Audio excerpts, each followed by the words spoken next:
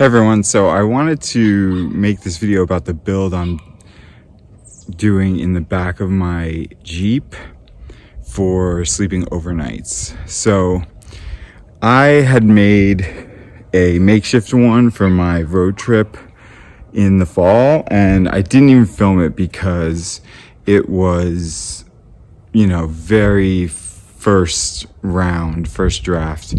I actually had a table that folded that went in the back seat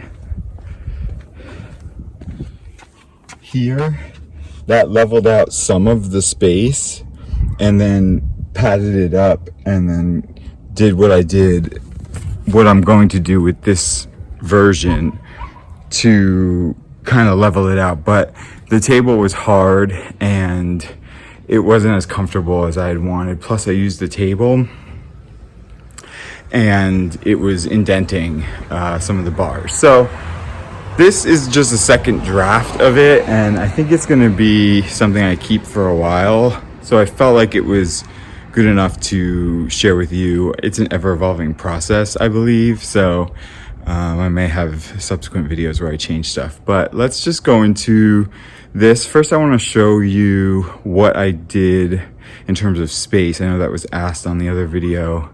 In terms of what space we gained in the back seat. So let's do that quickly and then we'll go into what I'm doing in the back. Okay, so first of all, real quickly, as you can see, this is the front seat and the back space behind it. Now I'm being very generous with this measurement of around 10.5 inches. The seat probably flips up to here. So we're really looking at like 6-7 inches with that seat up with space back here.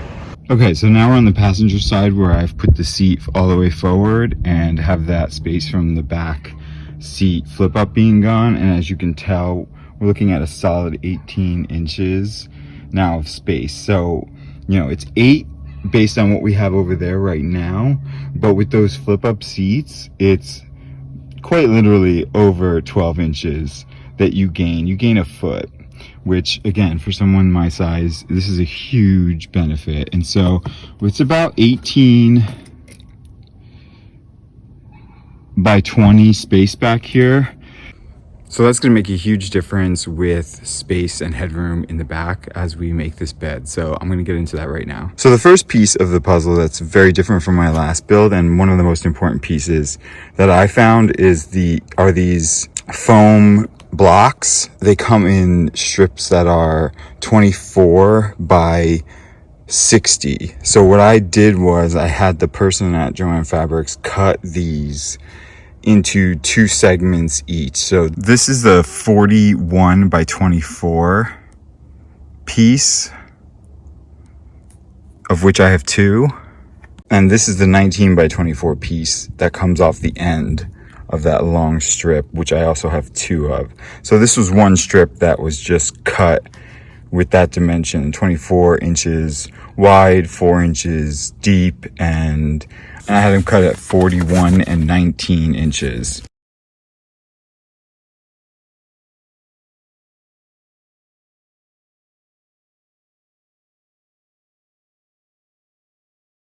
So as you can see, there's a little bit of a difference in leveling here, but that's on purpose. So I measured the trunk to the flush top of this as about 6 to 7 inches, and these are 4 each, and so that's roughly 8.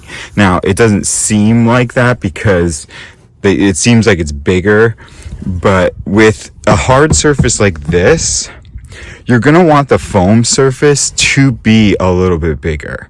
You're gonna want it to raise up more because it will depress down as you use it. And if it's too flush, or it's even less than, or if you're too precise with it, it's gonna actually be worse for you because it will go down. So what I did was I kind of just pushed this in just to level it out in that sense, and I will make this a level situation in a moment. But this is very solid in here and feels really comfortable to lay on. So I'll show you in a moment what those 2 pieces in the back are for. But I wanted to just mention that these foam cushions are not cheap, and so I ended up going to the store knowing I was going to get them. I kind of scoped them out already as I was making my first bed and decided not to go with them just to kind of make it work with the table, as I mentioned, and so it didn't work. And so you're paying for comfort. That's number one. Number two, I got to the store and they were 25% off. So I ended up paying $189 for both of these full panels that they cut for me in total. That's probably going to run you, if there's no sale or discount, it's probably going to run you close to $200, maybe a little bit more. Now that's a decision you're going to have to make depending on how long you're going to sleep in this and how much you need it to be comfortable for the long term. And I would just say that sometimes what you pay for, you get in comfort. And so these are going to be way more comfortable, way more sturdy than the table, and way more soft for me to lay on. So, you have to budget and see what is best for you, but I would highly recommend doing something like this because as I'm going to be trying not to stay in hotels, it's going to be vital that this is a comfortable space for me. So just a little bit of word on that, and let's keep going. Okay, so this is where it becomes a little bit of a trial and error for yourself in terms of how you want to handle that space. There's plenty of things you can do, and as you build up the padding on this, as I'll show you, that seems to lessen this intrusiveness, but it does help to plan the covering over this spot. So as you can see, I have a double wide towel, extra large beach towel that I've kind of folded up to kind of fall into that crease and line it up, and then it's long enough to continue back so that I can begin layering and lessening the feeling of this. By the time I'm done with all the stuff that I have to put on top, this is a non-issue. But it's just a matter of what you want to do. Like if you have the extra money, which I think I'm gonna eventually do, is I'm gonna have little triangles of this foam cut to go right into that line. I just didn't have the funds at this point to do that, and they're probably not going to be as expensive as the sheets, but I just thought I'd make do with what I have. So that'll probably be part 3 where I perfect that. But again, this is going to be where you're going to want to just try a few different methods of filling that hole. If you have maybe a smaller long towel that you can roll up, but even then, like, that becomes obtrusive. The goal here is to kind of level this out as you come up here. So next I have this foam bath mat that I got at Walmart for really cheap that I put on this 3/4 to level out the initial part. I sleep on this side, and so that's the reason why I needed to make this so long, so I didn't have to adjust my seat.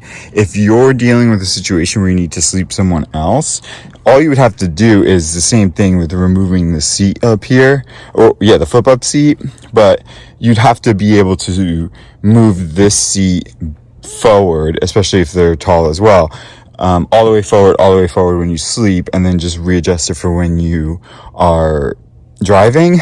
I'm traveling alone right now, and so the option is there for a second person, but I know that this pad will just do me good on that side, as I'll have my cat with me and she'll be my partner sleeping here. But it's very doable for 2 people. You would just need to either get a second one of these or a longer piece of foam to go the whole length. I'm, again, not concerned about that right now as I'm traveling alone, and so this works out fine for me. And then I'm going to put this towel over this whole area.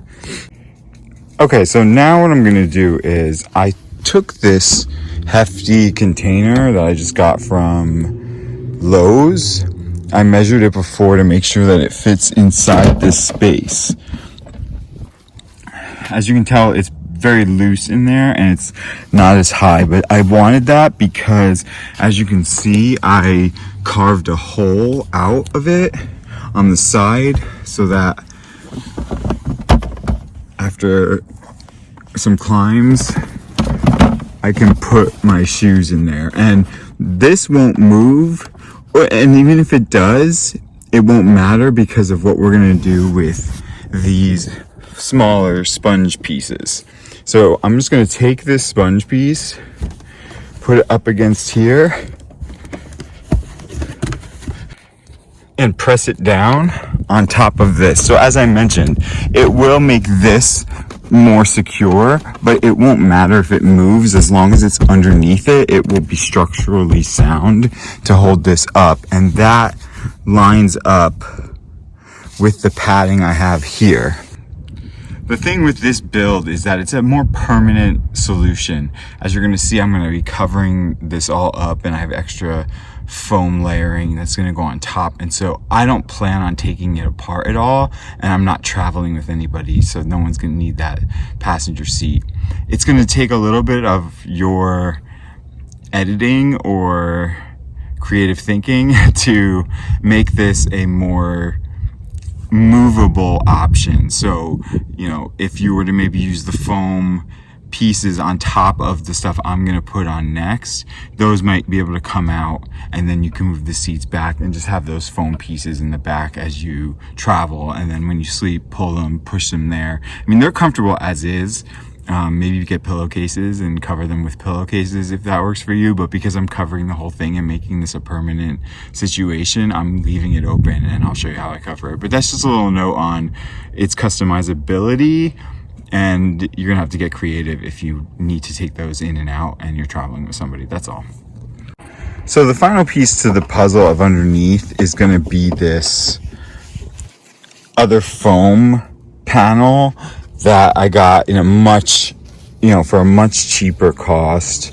I believe this was cut at, or no, I actually brought this at as a roll in, I believe it was Walmart, but I'm not positive about that. It may have been Joann Fabrics. All I know is the thickness is much thinner. It's a mattress pad. So yeah, it was actually in Walmart or Target that I got this, and it's much cheaper than these big thick 4-inch foams on the bottom, and it serves as a nice leveling out to the whole bed. So I just used the roll as it is. It was kind of the right length. I just folded it in half, and now I'm going to put that in. So as you can see, that's now in and looking more like a mattress. So one other thing I will note is, before I put this sheet on, that underneath foam, that white foam, should be tucked underneath. That should be tucked underneath first, and then the sheet should go on, and then you can put this in, because obviously the sheet's not going to go on top of this, and I'm much more concerned with everything being snug than totally neat. Like, as you can see, everything's super tight. In fact, I had to kind of push this down and like make it so it fit, as well as over here. This is all really wedged in over here. That's going to be the best for movement when you're sleeping and on the road, so that it doesn't move. This is all going to stay really together, and it's only because it has to be really stuffed into place. So I'm not really looking for, a beauty award on this. It's more functional than anything, but it's better that way as I'm traveling and not wanting to worry about things coming undone and all that stuff. So as I mentioned, this space allows me some room to put supplies as I need them. It allows me a little bit more space, which, with this bed taking up the whole back, it's important to gain whatever space I can. And I will use my front seat for my duffel bag, as well as I'll have the cat litter box down there. So I've also added some more blankets, and I put that sheet over it. I want to have the top be a darker sheet. It's just a little bit more inconspicuous, a little bit less bright, and it kind of blends in with the back. I have the shades for the windows that go all the way around, which I'll show in another video, but this allows me to kind of keep everything sort of low-key, especially when you're sleeping and having your stuff kind of exposed like this, it just matches the inside better than a bright white sheet, although my pillows are white and I'm keeping them that way. But now the rest is sort of up to you in terms of how you want to make your bed, right? I mean, I'm going to put some more blankets on top and kind of just situate around where I showed you behind the seat is kind of how I store stuff. But other than that, that's the main structural part of it. It's a little makeshift, and I'm not gonna lie, it takes a little bit of creativity and a little bit of figuring out what works best for you, but it works for me, so I thought I'd share that with you. So hopefully this helped. So if this video helped you at all, I would love if you liked, shared, and subscribed to my channel. And also leave me a comment. Let me know what you think. And if you have any tips that you can share with me and others about how you designed your back seat as a bed. And hope to see you again here soon. Thanks.